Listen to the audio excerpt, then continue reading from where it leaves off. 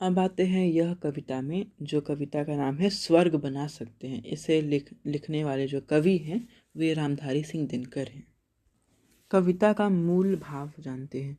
प्रस्तुत कविता कवि रामधारी सिंह दिनकर के द्वारा रचित कुरुक्षेत्र काव्य से संग्रहित है।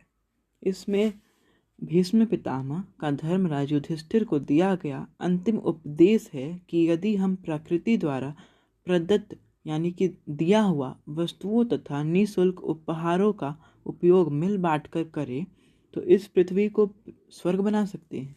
कुरुक्षेत्र में युद्ध के समय सरसैया पर लेटे भीष्म पितामह ने ओजस्वी और प्रभावपूर्ण भाषा में युधिष्ठिर को इस तथ्य से परिचित कराया कि प्रकृति प्रदत्त संसाधनों पर सभी मनुष्यों का समान अधिकार है।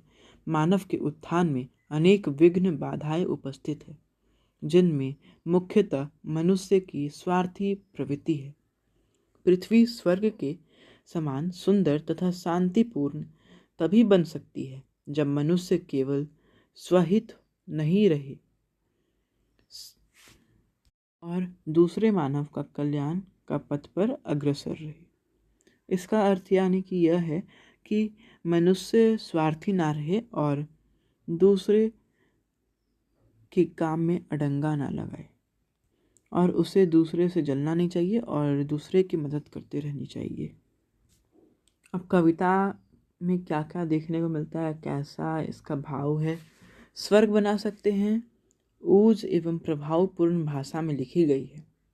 दिनकर जी की कविता का मूल स्वर क्रांति है।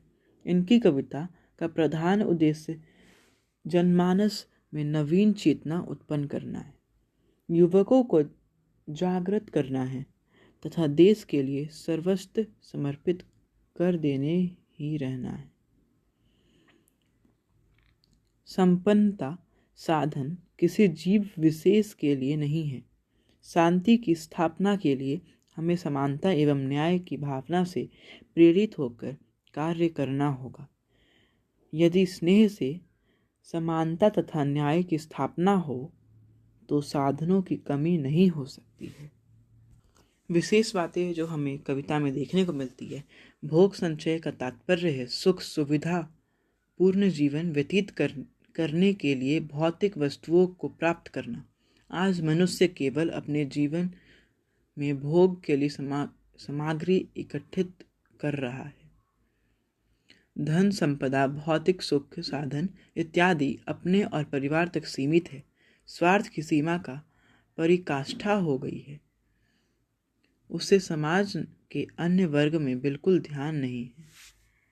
इसका मतलब ये है कि मनुष्य आजकल अपने ही दुनिया में विलीन है, उसे दूसरों की चिंता नहीं है।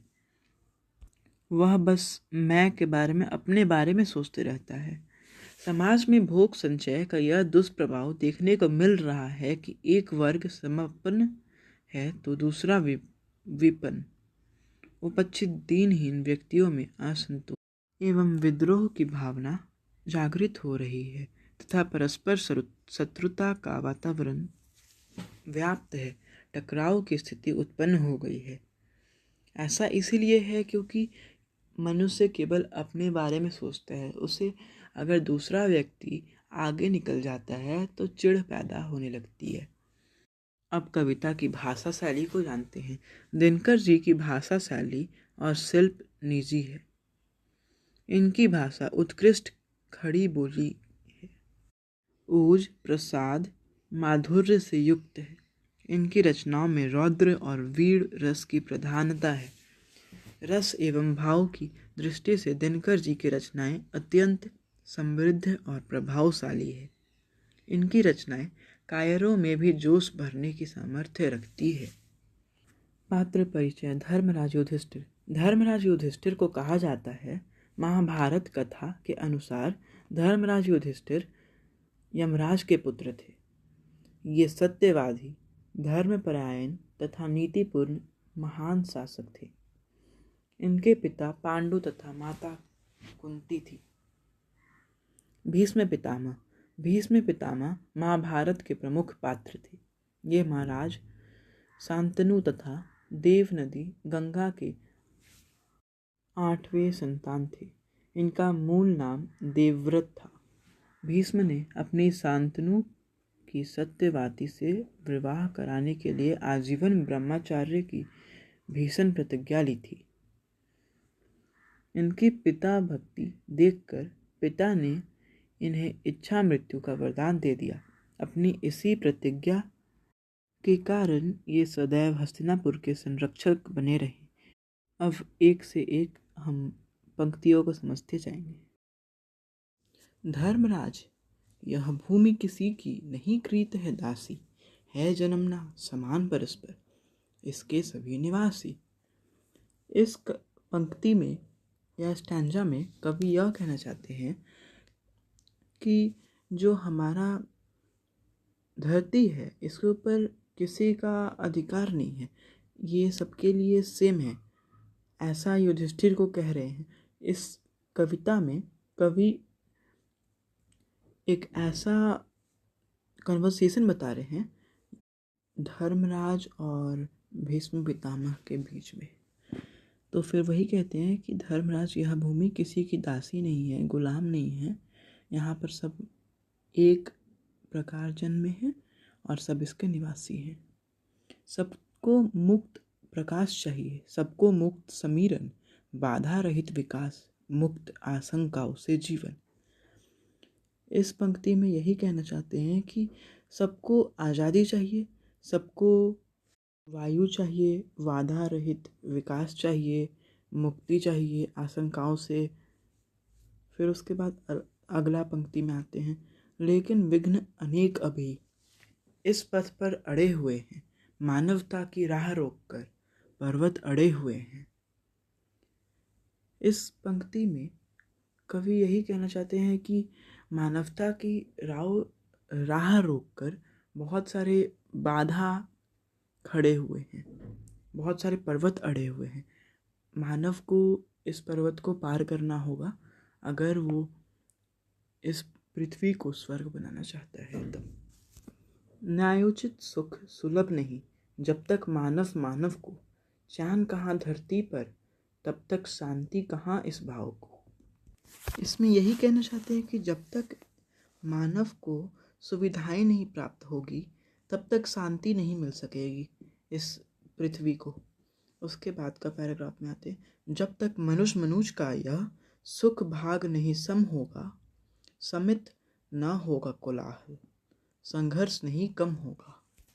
इसमें यही कहते हैं जब तक मनुष्य को सुख समान शांत नहीं मिलेगा, तब तक शोर शांत नहीं होगा, तब तक संघर्ष कम नहीं होगा। जब तक मनुष्य को इक्वली कुछ डिवाइड नहीं होगा तब तक कि ये कोलाहल शांत नहीं होगा, तब तक कि हम लोग स्वर्ग नहीं बना सकते हैं धरती को। उसे भूल वह फंसा परस्पर ही शंका में भय में, लगा हुआ केवल अपने में और भोग संचय में। मानवता के लिए वह आदमी दूसरे का हक को छीनता है और फिर भोग संचय में लगा रहता है। दूसरे को कैसे परेशान करना है, दूसरा खुश है तो कैसे उसे दुखी करना है, इस चीज़ में लगा रहता है। प्रभु के दिए हुए सुख इतने हैं विकीर्ण धरती पर, भोग सके जो उन्हें जगत में, कहाँ अभी इतने नर। प्रभु के दिए हुए सुख इतने हैं कि धरती में उसकी कमी नहीं है, धरती में वो फैले हुए हैं जिसे मानव भोग कर सकते हैं, ले सकते हैं। इतने नर भी आज तक नहीं हुए कि वो ये संसाधन खत्म हो जाए। सब हो सकते हैं तुष्ट, एक साथ सब सुख पा सकते हैं। चाहे तो पल में धरती को स्वर्ग बना सकते हैं। अपने जीवन को संतुष्ट बनाने के बाद हम धरती को स्वर्ग बना सकते हैं। तो होप ये समझ में आया होगा आपको। रामधारी सिंह के द्वारा लिखा हुआ स्वर्ग बना सकते हैं। Thank you.